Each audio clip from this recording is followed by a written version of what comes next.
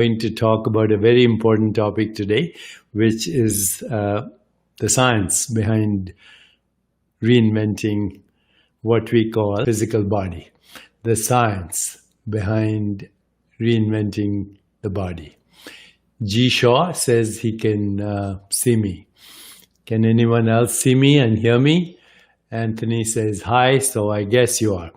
Okay, so very shamelessly, I'm announcing my new book, which is Total Meditation. And the subtitle is right there, Practices in Living the Awakened Life. So, of course, I am announcing it so you can support it and pre-order it. It's right now, you can pre-order it on Amazon or any of the online bookstores, including Barnes & Noble and independent bookstores. The book won't be out till September 6th, but you can pre-order it right now, and it helps actually me both directly and indirectly. Having said that, I will continue to bring to you here everything I possibly can at no cost. Okay, so I will continue to explore everything that is here in this book, Total Meditation, but also all my other books. As you know, I've written books on reinventing the body, resurrecting the soul, ageless body, timeless mind, grow younger, live longer, 10 ways to reverse aging, on, life after death, quantum healing. So I'm going to explore that because that's what I like to do. I like to explore reality. I like to share it. And of course, I write books too. But less and less people are reading books. And for those who are reading them, I'm happy for your support. But if you're not, don't worry. I'm going to keep producing content every day of my life, and I will share it with you for those who want me to share it with them. So having said that, now I want to talk about the science of reinventing the body. And I'm using this word purposely because science also expands its understanding of reality. Science expands its notions of matter. Science creates technology, including the technology that you and I have right now to experience what we're experiencing right now, including a bottle of Perrier. So you can experience that because science is helping us with this technology to share our perceptual experiences, our cognitive experiences, our ideas. So we cannot actually deny the importance of science. However, science is a methodology, and science is not really a methodology for exploring the truth.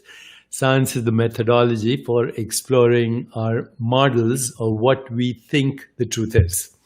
Once again, science is not a method of exploring the truth, but science is a method for exploring our current models of the truth. So our models keep changing.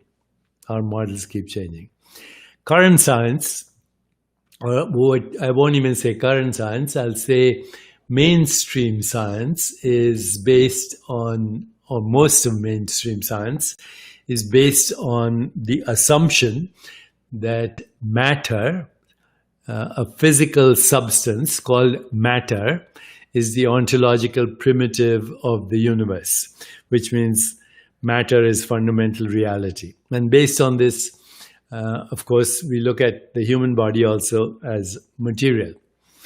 Now, of course, science is struggling with that notion because, you know, there's no science that shows the existence of a substance called matter, a physical substance called matter. Even today's science is saying that what we call atoms and molecules are particles, and particles are smaller particles, and particles are moving at lightning speeds around huge empty spaces. And the particles themselves are not material entities, but flashpoints of observation of waves of possibility in mathematical space. And also, current science is based on the understanding that space-time and the theater of space-time is fundamental. But there is new science suggesting that even space-time are not fundamental, that they are perceptual experiences. And so what we are exploring through science is, as I've said so many times, is a narrow bandwidth of experience that we call the physical world. And the narrow bandwidth of experience is perceptual activity, human perceptual activity, and its interpretation by humans in a tributary of consciousness that we call human consciousness. But consciousness is much more than that, right? Every sentient being is conscious. That's why we call them sentient beings. Biological organisms are modes of expression or modes of knowing of sentient beings. So sentient beings are, what should I say, species-specific modes of knowing in a deeper fundamental reality, which we can call pure consciousness, which then differentiates into different experiences of different species. And we call the human experience mind, body, and universe. But based on this, of course, we've had models of the body. And the models of the body have been, the body is made of matter, atoms, particles, etc. But then it goes a little deeper. Matter is also force fields and probability waves and all the things that we call strong, weak interactions, gravity, that actually the way we understand matter is the way we interpret matter through force fields, particles, and probability waves. And actually, if you go deep into it, then matter disappears. Okay, but nevertheless, our current models use the model of physicality to describe the body. And the most basic way to understand the body as matter is anatomy. And that's what surgeons do, like carpenters and good carpenters. They fix the anatomy. You break your bones, they align them. An organ is damaged, it can be removed, etc. But then biology comes along and says, this thing that we call matter is also energy. Okay, so now we start exploring the body through modes of understanding energy. And then somebody comes along and says, well, wherever there's energy, there's also information. The body is not only matter, it's energy, but energy can be embedded with information. In fact, that's what we're doing right now in this communication. We are using electromagnetic energy, embedding it with information, these words, which are symbols, and these are being coded in zeros and ones, and you're having an experience. Why? Because we have a model which says that the human body and the physical world are physical, but they're also energy, they're also information. And this model is working right now between us through this technology. And this model has been responsible for the development of everything from vaccines to pharmaceuticals to what we call intelligent drugs, which simulate the body's biomolecules. And so molecular biology, genetics, neuroscience has become very important in understanding the models of the body as matter, energy, information. But what if all these models are actually partial glimpses of a deeper reality. And that deeper reality is that actually a body is not made of matter or energy or even information. The body is made of consciousness. And consciousness is spaceless, timeless, formless, not even in space-time. And if your body is formless, then it's also infinite. It has no location in space-time, but it can morph itself into a perceptual experience that appears as a changing body over time. So the formless body modifies itself into a perceptual activity and interprets that perceptual activity as a changing body-mind-world experience, starting with a fertilized egg and ending with physical death. A program in consciousness. So once we understand that, and we can transcend to the level of being, which we call formless being, then through various methodologies, which are all spiritual, include metacognition, sensory experience, interpretation of sensory experience, motor activity, interpretation of motor activity, because both sensory experience and motor activity are just changing states of sensation. That's all they are. That's all they are. Motor activity and sensory activity are changing states of sensations, and therefore changing states of consciousness that give us the experience that we call the body-mind and the physical world. Once we understand that, then there are spiritual ways of reinventing the body. Going to the formless, engaging in metacognition, but also conscious choice making, but also reflective self-inquiry. Who am I? What do I want? What is my purpose? What am I grateful for? What is my body made out of? What is the universe made out of? So through various techniques that involve various aspects of yoga, Raj Yoga, Karma Yoga, Bhakti Yoga, Gyan Yoga, Kriya Yoga, we can actually reinvent the experience of the body, the biological experience of the body. I'm doing that, by the way. I've been saying this for a while. So by the end of this year, I'll be 74 years. And that is chronologically. I'm right now measuring every biological marker in my body from every level, including blood pressure, bone density, body temperature regulation, sugar metabolism, inflammatory markers, telomerase, genetic activity, all of that I'm measuring. And my goal is to reverse 74 to 34. And I promise you that I'll share the results with you. Okay, and I'm doing this through this deeper understanding that my body is made of formless consciousness. That's the first way to reinvent the body. But now look at today's science. And this is very exciting to me because science represents a fragmented aspect of totality too, but that fragmented aspect can give us a clue to the totality and give us a scientific way of actually reinventing the body as well.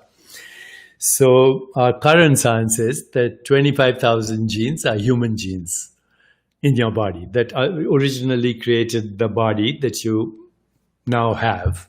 But of course, when it was originally created, it emerged on planet Earth as a baby, as an infant, and all it took was 25,000 human genes. But then along the way, you acquired 2 million, 20 million extra bacterial genes, which we now call the microbiome. And these bacterial genes are also genetic information. So right now, the genetic information in your body, more than 95% of it is bacterial. And only maybe 1 to 5% is human. The human genetic information can be modified so that the human genes express themselves in a way that encourages homeostasis, decreases inflammation, and self-regulates its way into wholeness and healing. So that's called epigenetics. But now we have these 95% of extra genes in our body, which are bacterial information, and actually the entanglement of the bacterial genetic information and your human genetic information, the entanglement of that ultimately creates the experience of the body-mind. And through the body-mind, the perceptual experience of what we call the world, it's all the activity of the entangled microbiome of the planet. So again, I've mentioned this before, 1 teaspoon of soil under the surface of the Amazon has more genetic information than the surface of all the rainforests combined. So that's where the gold mine is. Genetic information with maximum diversity. And today we know we can change that microbiome. Theoretically, all of it. And theoretically, just by diet. If you take a plant-based diet with maximum diversity, which means maximum genetic information of the microbiome, plant-based, containing phytochemicals derived from the energy of the sun, then theoretically, within a few months, you can change the entire microbial genetic information in your body, which is more than 95% of the genes in your body. And the remaining 1 to 4% of the genes that are human, you can modify them too. So theoretically, you can change 99 point something genetic information and activity in your body, which means the symbolic representation of that, the genetic information is the symbolic representation of consciousness, but the genetic entanglement of the microbiome is not only the genetic information of the entire biosphere and ecosystem, but it's also the biosphere and the ecosystem recycling as your body and mind. You fix that, you fix this. You fix this, you fix that. Because it's all entangled genetic information. So now we have 2 ways of reinventing the body. One is through resurrecting the soul, and that is, of course, clear. It's through Karma Yoga, Bhakti Yoga, Jnana Yoga, and Raj Yoga. And their modern interpretations, postmodern. Okay, let's call it metacognition. That's one way. The other is actually to change the genetic information that leads to the printout, which we call the changing body-mind experience. And we can do both. Okay, so one is purely through nutrition, and the other is through spiritual practice. But now we can add more things to it for epigenetics, deep rest, mind-body coordination, deep breathing, healthy emotions, healthy relationships, healthy ecosystem, supplements if we want, in moderate amounts, but intelligent nutrients, basically. What else? The experience of love, flexibility in mind and body and in consciousness. Okay? Developing a mind that is totally full of wonder, curiosity, inspired at all times, and also understanding that the mind is not who we are. The mind is just the activity of consciousness. The body is not who we are, which is also the activity of consciousness. And the world is not who we are, also the activity of consciousness. So go to the highest first. Okay, and this has been said many, many times. In Christian traditions, seek the kingdom of heaven. The kingdom of heaven is not some location in the sky. It's a state of being. And seek the highest first. Get in touch with the self. And everything is a modification of that. So here we are. We can reinvent the body. We can resurrect our souls. And we can create a new science. And we should do it. Robert says, today, me and my daughter Eleonora got our song published. Congratulations on various platforms. Congratulations. Okay, my friends, I think I've said as much as I wanted to today, and thank you once again. I'm announcing the new book, Total Meditation, Practices in Living the Awakened Life. But as we explore this forum, I'm going to talk about ageless body, timeless mind, grow younger, live longer, life after death, and everything else that is fun to share. Also, do know that Chopra Global is coming out with a new app, which will be actually this coming week. And it's just called Chopra. Check it out.